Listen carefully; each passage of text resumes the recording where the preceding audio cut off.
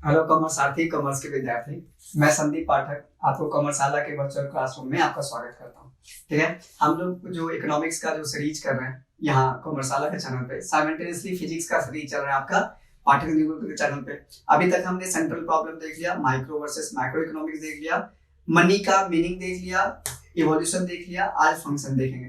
लेकिन मैं चाहूंगा कि आप जो ये फंक्शंस ऑफ मनी जो हम पढ़ेंगे, इससे पहले जो है आप मीनिंग का जो मीनिंग है और इवोल्यूशन है उसको पढ़ के फिर देखें, तब चीजें आपको ज्यादा अच्छे से समझ में आएगी। लिंक वगैरह सारा आपको डिस्क्रिप्शन बॉक्स में जो है आपको मिल जाएगा। और एक रिक्वेस्ट है, प्लीज लाइक शेयर करिए और अपने फ्रेंडों के साथ शेयर करिए, आपको उनकी भी हेल्प होगी और हमारे भी हेल्प होगी, है ना।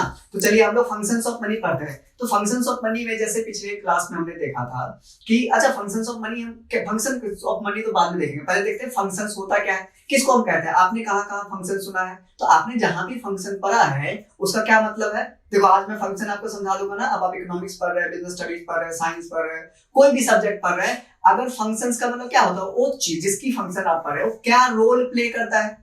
क्या रोल प्ले करता है मतलब कि आपके किस नीड को पूरा करता है। तो मनी क्या रोल प्ले करता है। तो मनी को अगर हम फंक्शनली देखें तो मनी क्या है, money is what money does.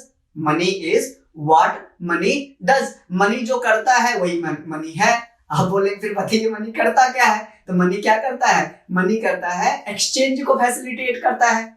इसी के लिए हमने मीनिंग में पढ़ा था, money is anything, money is anything which facilitate the exchange of goods and services। ये जो है मनी है, मीडियम एक्सचेंज की तरह काम करता है। तो मनी बेसिकली जो हमारा देखिए स्टार्टिंग में जो अर्लीस्ट पीरियड ऑफ सिविलाइजेशन था, हमने उसमें क्या देखा था कि हम गुड्स के बदले में गुड्स, मतलब कमोडिटी के बदले में कमोडिटी ट्रांजैक्ट करते थे। उसमें बहुत सारी प्रॉब्लम आई थी। सबसे पहला प्रॉब्लम क्या था, डबल कोइंसिडेंस ऑफ वांट्स। ये बार्टर एक्सचेंज का लिमिटेशन था कि double coincidence of want. Double coincidence wants हमने सुना था कि वहां पे दो कोइंसिडेंस एक साथ होना चाहिए, वहां जाके देख लीजिएगा। तो ये जो डबल कोइंसिडेंस ऑफ वांट्स है उसको पूरा करने के लिए बहुत टाइम, बहुत एनर्जी क्या बोलते वेस्ट होगा। प्लस जो कमोडिटी है और एग्रीकल्चरल आइटम है, पेरिसेबल इन नेचर होता है ना, खराब हो सकती है, उसको ज्यादा लंबे टाइम तक नहीं क्या बोलते कर सकते, तब तो सामान ही खराब हो जाएगी। तो आपको क्या चाहिए, बीच में एक ऐसा मीडियम चाहिए जो दोनों ही पार्टी को कॉमनली एक्सेप्टेड हो। तो उसके लिए हमने क्या इवॉल्व किया, जो इवोल्यूशन में हमने पढ़ा, हमने क्या इवॉल्व किया, मनी इवॉल्व किया। मनी क्या हो गया, अब मान लीजिए मुझे डबल कोइंसिडेंस की जरूरत नहीं है, मैंने अपना सामान जिसको चाहिए उसको दे दिया, उसने बदले मुझे पैसे दे दिए। अब उस पैसे से मुझे जो सामान चाहिए वो मैं किसी और से परचेज कर सकता हूं, समझ रहे ना। तो सबसे पहला पर्सन, तो मनी क्या फंक्शनली अगर देखेंगे तो फंक्शनली मनी क्या है कि मनी के 4 बेसिक फंक्शंस हैं। क्या 4 बेसिक फंक्शन है, जिसमें से पहला फंक्शन, इसको ब्रॉडली हम प्राइमरी फंक्शन और सेकेंडरी फंक्शन में भी कैटेगराइज करते हैं। अच्छा प्राइमरी फंक्शन क्या है, जो पहली जो फंक्शन है ये करना ही करना है, जो इंपॉर्टेंट फंक्शन है जो आप करता है। सेकेंडरी मतलब इसके अलावा भी सप्लीमेंट्री फंक्शन जिसको बोल सकते हैं, और एडिशनल फंक्शंस क्या परफॉर्म करता है। तो सबसे पहला प्राइमरी फंक्शन क्या है कि जैसे ही हम इकोनॉमिक ट्रांजेक्शन करते हैं एज अ इकोनॉमिक एजेंट, हम मार्केट में आके इकोनॉमिक ट्रांजैक्शन करते हैं। तो इकोनॉमिक ट्रांजैक्शन करेंगे तो गुड्स एंड सर्विसेज परचेज या सेल करेंगे। तो गुड्स एंड सर्विसेज को परचेज या सेल करने के लिए कोई ना कोई आपको एक मीडियम चाहिए, ऐसा मीडियम जो दोनों ही पार्टी को एक्सेप्टेबल हो, वैसे मीडियम करेंगे ताकि उस ट्रांजैक्शन को फैसिलिटेट करने के लिए, मीडियम एक्सचेंज को पूरा करने के लिए। तो सबसे पहला मनी क्या करता है, मनी क्या करता है, आपका मीडियम एक्सचेंज की तरह काम करता है। मतलब कि आप जो परचेज एंड सेल्स कर रहे हैं उसका पेमेंट करने के लिए, गुड्स एंड सर्विसेज का जो परचेज एंड सेल करते हैं उसका पेमेंट करने के लिए किया जाएगा। ठीक है, डबल और मनी क्या करता है, आपके डबल कोइंसिडेंस ऑफ वांट जो लिमिटेशन थी बार्टर एक्सचेंज की, सबसे बड़ी लिमिटेशन जो थी बार्टर एक्सचेंज की वो थी डबल कोइंसिडेंस ऑफ वांट, उसको जो है खत्म करता है। अच्छा प्राइमरी फंक्शन में पहला फंक्शन कौन सा है, मीडियम ऑफ एक्सचेंज। दूसरा फंक्शन कौन सा है प्राइमरी फंक्शन में कि चलो अब मान लो कि हमने एक्सचेंज कर लिया, सपोज कि मनी दे दिया। अब आपका जैसे पहले क्या होता था बार्टर सिस्टम में कि आपके पास चावल है, मेरे पास गेहूं है, मैंने आपको गेहूं दी, आपने मुझे चावल दी। चलो ये भी हो गया कि डबल कोइंसिडेंस ऑफ वांट पूरी होगी। आपको गेहूं चाहिए था, मेरे पास गेहूं है देने के लिए, मुझे चावल चाहिए, आपके पास देने के लिए चावल है, हम दोनों अग्री कर गए, डबल कोइंसिडेंस ऑफ वांट्स हो गया। अब दूसरी क्वेश्चन ये आएगी कि मैं आपको कितना गेहूं दूं, आप कितना मुझे चावल देंगे, मतलब कितने गेहूं के बदले कितना चावल, या कितने चावल के बदले में कितना गेहूं। तो यूनिट ऑफ अकाउंट जो है, मेजर ऑफ यूनिट जो होगा, कैसे मेजर करेंगे कि किसकी वैल्यू कितनी लगानी है, किसके लिए कितना वैल्यू देना है। ये प्रॉब्लम दूसरी अराइज होती थी बार्टर सिस्टम में। कमोडिटी मनी वाले में तो हमने क्या किया, दूसरा प्रॉब्लम जो आपका क्या बोलते हैं सॉल्व करता है आपका मनी, वो सॉल्व करता है यूनिट ऑफ अकाउंट की तरह यूज किया जा सकता है या मेजर ऑफ वैल्यू के लिए। मतलब कि आप किसी भी गुड्स एंड सर्विसेज को मनी के टर्म में एक्सप्रेस कर सकते हैं, मनी के टर्म में मेजर कर सकते हैं, ठीक है ना। मतलब money as a common denomination काम करता है, क्या करता है, money as a common denomination काम करता है, मतलब सेल के लिए भी काम करता है, परचेज के लिए भी काम करता है। मुझे कोई गुड्स चाहिए, मैंने पैसे से उसको खरीद लिए, फिर मुझे जो सेल करना है उसको मैंने पैसे से सेल कर दिया। ये कॉमन डिनोमिनेशन का काम करता है कि हर चीज का प्राइस जो है, गेहूं का इतना रुपए किलो, चावल इतना रुपए किलो, दूध इतने रुपए किलो, आप उसको मॉनेटरी सेंस में एक्सप्रेस करते हैं, मॉनेटरी टर्म में मेजर करते हैं। तो दूसरा प्रॉब्लम जो यूनिट ऑफ अकाउंट है ये आपका सॉल्व कर देता है। अब आते हैं हम सेकेंडरी फंक्शन में। सेकेंडरी फंक्शन में क्या है, दो तरह का सेकेंडरी फंक्शन है। एक तो स्टैंडर्ड ऑफ डेफर्ड पेमेंट। क्या है, स्टैंडर्ड ऑफ डेफर्ड पेमेंट। जो कॉमर्स के स्टूडेंट है उस चीज को डेफर्ड का मतलब समझते हैं। डेफर्ड का मतलब जो प्रेजेंट जो पेमेंट करना था उसको अभी ना करके फ्यूचर के लिए जो पोस्टपोन करते हैं उसको बोलते हैं डेफर्ड, मतलब हमने डेफर कर दिया।